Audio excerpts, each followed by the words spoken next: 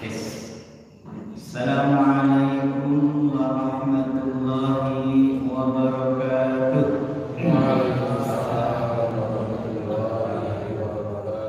Alhamdulillah.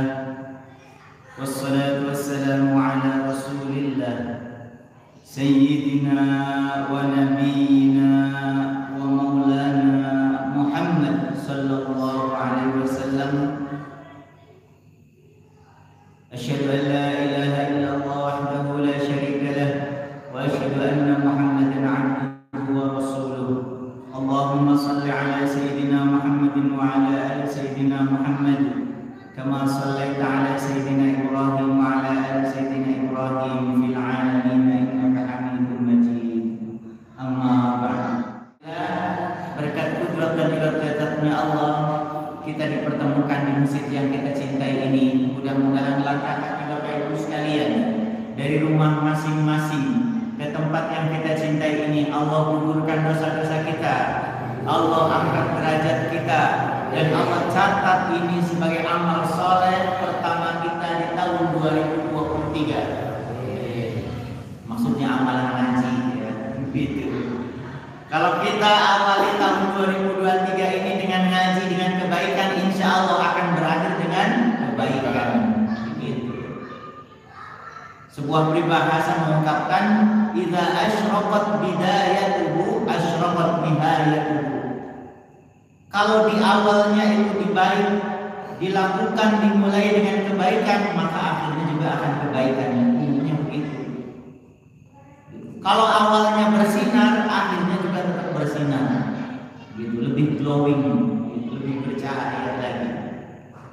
Salawat dan salam semoga Allah curah limpahkan kepada junjungan kita Nabi Muhammad sallallahu alaihi wasallam beserta para sahabatnya, para tabi'in, dan kepada kita sekalian. Mudah-mudahan kelak nanti kita mendapatkan syafaat dari Rasulullah sallallahu alaihi wasallam.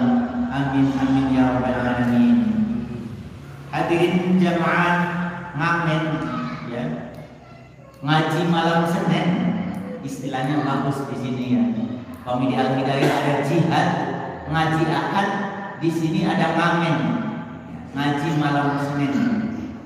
Sebelum itu saya juga akan menyapa saudara-saudara saya yang ada di belahan dunia lain yang hari ini menonton lewat channel YouTube Ruang Dokter di Amerika. Selamat pagi di sana mungkin ya. Sedang menonton YouTube saya di Arab Saudi, Raja Salman. Selamat pagi sama Raja Salman. Assalamualaikum. Raja Brunei Darussalam, di Malaysia, di Maroko ya, yang kemarin juara keempat, mungkin sedang menyaksikan juga YouTube saya ini, mendengarkan. Kemudian juga di Prancis ya, yang juara kedua, dan juga juara pertama Argentina. Saudara-saudara saya yang ada di belahan dunia lain barangkali ya, barangkali sedang menonton YouTube saya, mangga gitu, gratis, lumayan gitu. Insya Allah kenging keberkahan, amin ya rabbal alamin. Bapak Ibu sekalian, di tahun 2023 awal ya, biasanya perusahaan-perusahaan, industri-industri, sekolah-sekolah, institusi-institusi ya, membuat perencanaan. Kita hanya memang bisanya membuat perencanaan, dan kita memang diusahakan, diberikan pelajaran agar kita merencanakan sesuatu. Di awal tahun ini ya, saya merencanakan kalau kita 1 tahun ke depan ini akan apa saja yang kita akan kerjakan, targetnya apa saja, yang oleh GRTI sering disebut dengan planning, perencanaan, merencanakan. Dan Gusti Allah Subhanahu wa taala mengajarkan juga kepada kita tentang perencanaan. Meskipun Allah Subhanahu wa taala Maha Kuasa, Allah Maha Kuasa, apapun yang dikehendaki oleh Allah dalam sekejap juga bisa. Tapi kenapa ketika Allah menciptakan langit dan bumi, Allah membutuhkan 6 hari? Gitu. Gusti Allah, apakah Gusti Allah tidak mampu untuk menciptakan alam raya, langit, bumi dan segala manusia menciptakannya dalam sehari, dalam sekejap? Mampu. Tapi kenapa Allah Subhanahu wa Ta'ala menciptakan langit dan bumi sampai 26 hari? Ini juga memberikan pelajaran bagi kita adanya perencanaan dulu. Gusti Allah telah merencanakan ini. Siapa nanti yang akan menghuni bumi, manusia-manusianya sampai akhir zaman itu siapa? Nanti apakah ada yang namanya Pak Entang? Pak Entang ini nanti akan lahir di Amerika, di Inggris, atau di Ciparai, atau di orang Brebes ya? Orang mana? Cilacap. Ternyata Pak Entang dilahirkan, ditakdirkan Gusti Allah di Cilacap, tidak di Amerika. Itu sudah direncanakan Gusti Allah begitu. Saya juga sama begitu. Ditakdirkan, dilahirkan dari orang tuanya ini, lahirnya di Cirebon tahun segini katanya, itu direncanakan semuanya. Sampai Allah merencanakan semut itu kapan mendapatkan gula, semut itu akan mendapatkan nyamuk, nyamuk itu akan dimakan oleh binatang yang lainnya, itu kapan, semuanya direncanakan Gusti Allah. Tapi sekali lagi bukan berarti Allah tidak kuasa untuk menciptakan, untuk merencanakan semua makhluknya itu ya, begitu makhluknya itu dalam sekejap. Idza arada ayyakula lahu kun fayakun. Kalau Allah berkehendak kun, jadi ada, fayakun, maka dalam sekejap ada. Begitu. Dalam sekejap terjadi. Tapi sekali lagi Allah mengajarkan kepada kita akan pentingnya perencanaan. Makanya ada yang melis ya, membuat daftar, membuat schedule. Saya tahun 2023 ini akan punya mobil, akan lebih rajin lagi beribadah, akan lebih rajin lagi berbuat amal soleh. Yes, begitu. Yang belum nikah saya akan mau nikah, yang sudah menikah saya akan menikah lagi. Nah, jarang yang kayak gitu. Jarang ya begitu, jarang. Tapi begitu dilis. Itu harapan di tahun 2023, namanya perencanaan, atau menurut George R. Terry sering disebut dengan planning, perencanaan. Sampai Allah menciptakan bagaimana ya gajah itu harus besar, sementara semut itu kecil. Tapi antara semut dengan gajah tidak berebut rizkinya. Ada ikan paus yang besar di lautan, tapi semuanya dirizkian Gusti Allah. Ada ikan teri ya, yang kecil, semuanya juga dirizkian Gusti Allah. Itu diatur semuanya. Dalam 6 masa itu Allah membuat perencanaan sedemikian dahsyatnya. Begitu. Masa kita sebagai orang yang lemah, orang yang tidak bisa apa-apa, tidak mau merencanakan sesuatu? Rencanakan, buat planning. Saya tahun 2023 akan umroh misalnya. Bagaimana caranya agar bisa umroh? Lakukan perencanaan, nabung kayak nantinya begitu. Pelaksanaannya dikasih uang sama suami kayak gitu, sehari 200.000, 50.000 ditabungkan begitu. Yang dua-duanya ingin umroh, silakan rencanakan. Begitu tahun 2023 harus umroh, rencanakan begitu. Planning. Yang kedua, menurut GR tadi, ya, tahap kedua setelah planning yaitu organizing, mengorganisasikan.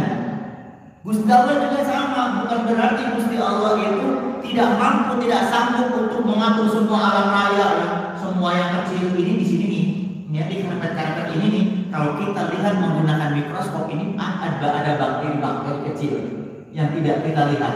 Semuanya bisa makan, semuanya hidup. Begitu. Kutu yang ada di rambut kita, ketombe yang ada di rambut kita, semuanya dihitung, semuanya bisa diatur, semuanya begitu. Ya, semuanya diatur, semua ini ada yang ketombe di sini, yang kadang-kala hidup, kadang-kala membuat sumbuk yuyu, ya, kutu dan semuanya diatur semuanya. Mereka tidak ada yang kelaparan, tidak ada yang minjem-minjemnya begitu. Semuanya diatur Gusti Allah. Itu namanya pengorganisasian. Dan Allah mengajarkan kepada kita tentang pengorganisasian, yaitu apa?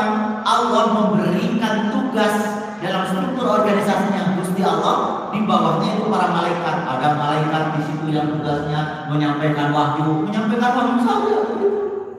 Yang tugasnya berdoa, mendoakan orang mukmin, mendoakan saja. Yang tugasnya mencabut nyawa semuanya dikasih tugas begitu. Dan sekali lagi bukan berarti Allah tidak mampu untuk mengurus semuanya dan Allah butuh bantuan, bukan. Ini mengajarkan kepada kita tentang pengorganisasian. Kita contoh di Masjid DKM Al-Ghifari, Nur Al-Ghifari. Di sini ada ketua, ada bendahara, ada sekretaris, ada ini. Dicontoh semuanya oleh kita. Allah juga begitu membuat pengorganisasian. Allah, kemudian ada malaikat ini, malaikat ini, malaikat ini, semuanya diorganisasikan, ada tugasnya masing-masing. Dan sekali lagi, Allah bukan berarti tidak mampu, tapi Allah ingin membuat pembelajaran bagi manusia agar senantiasa berorganisasi, membuat struktur kerja yang jelas, kinerja yang jelas, tugas dan fungsi dan pokok tupoksi yang jelas, begitu. Buat begitu, Gusti Allah juga begitu. Kemudian setelah tahap kedua menurut GRTI yaitu equating, pelaksanaan dari perencanaan tadi bagaimana, pengorganisasiannya bagaimana, sekarang pelaksanaannya bagaimana, silakan laksanakan. Yang tadi punya rencana untuk bisa umroh di tahun 2023, sekarang laksanakan. Bagaimana cara melaksanakannya agar bisa umroh sementara uang kita pas-pasan? Nabung sedikit demi sedikit. Pas hari hanya, insya Allah kita punya target, punya perencanaan. Berarti kalau kita nabung 50.000, sementara umrah itu misalnya 30 juta, berapa kali harus kita menabung? Tabung begitu pelaksanaannya. Kalau kita dikasih uang harus konsisten.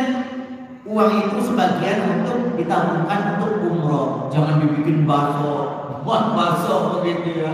Beli bubur, beli yang lain, jangan ditahan dulu. Karena apa? Kita punya rencana untuk umroh. Itu namanya equating. Kemudian tahap keempat menurut GRTI yaitu controlling. Controlling itu artinya evaluasi. Ya, evaluasi. Ada yang disebut dengan monitoring, ada yang disebut dengan evaluasi. Kalau monitoring itu di saat perjalanan belum selesai kegiatan dilakukan monitoring. Saat sebuah kegiatan sedang berjalan itu namanya, kalau kita melakukan evaluasi di saat sebuah kegiatan sedang berjalan namanya monitor. Lihat mandor ya gitu ya. Lihat bagaimana. Lihat sudah berapa ini tabungan yang sudah kita kumpulkan Pak, gitu. Oh ternyata sudah 25 juta, berarti 5 juta lagi. Sementara kita targetnya di tahun 2023 akan umroh. Sementara kita sudah berada di bulan November misalnya, 1 bulan lagi. Maka 1 bulan lagi itu kita harus mengumpulkan 5 juta monitoring. Baru kemudian evaluasi. Kalau evaluasi itu setelah kegiatan sudah selesai namanya evaluasi. Dievaluasi. Nah akhir tahun kemarin harusnya menjadi evaluasi kita, bukan euforia, bukan senang-senang, bukan gembira ria, bukan joget-joget. Sebab usia kita mah semakin kesini semakin berkurang. Masa semakin berkurang usia kita senang-senang begitu ya? Boleh bersenang-senang kalau amal kebaikan kita banyak. Sementara kalau kita evaluasi, apakah sudah cukup? Hari ini kalau kita dijemput sama Allah, inna lillahi wa inna ilaihi raji'un, apakah kita sudah sanggup menghadap Allah dengan amal ibadah yang sudah kita kumpulkan? Tentu belum siap.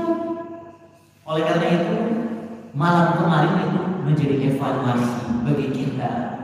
Nah, di hari ini itu harus menjadi perencanaan bagi kita. Kita punya rencana, punya cita-cita tahun 2023 ini. Bukan hanya ekonomi yang makmur, sejahtera, tapi juga diri kita harus sejahtera. Ibadah juga harus ditingkatkan. Harus punya cita-cita begitu. Sebab mulai jadi di tahun 2023 ada yang sudah wassalam, sudah bye-bye dengan kita. Karena apa? Usia tidak ada yang tahu. Oke lah, hari ini kita bisa bertemu dengan Pak Anak, ya, dengan ibu-ibu. Tapi boleh jadi seminggu berikutnya, 3 minggu berikutnya, sebulan berikutnya, innalillahi. Kunaon cenah ibu eta kamarikan apakah tinggal ngiringan pengajian, kemarin kelihatan ikut pengajian. Yang namanya usia tidak ada yang tahu, rahasianya Allah. Kan begitu. Oleh karena itu harus punya perencanaan agar lebih baik lagi kita ini. Dan boleh jadi gitu di tahun 2023 ini ada di antara kita yang kembali kepada Allah. Inna lillahi wa inna ilaihi raji'un. Mudah-mudahan panjang umur semuanya. Amin. Gitu. Berkah semuanya. Amin ya rabbal alamin. Sejahtera lahir batin. Amin ya rabbal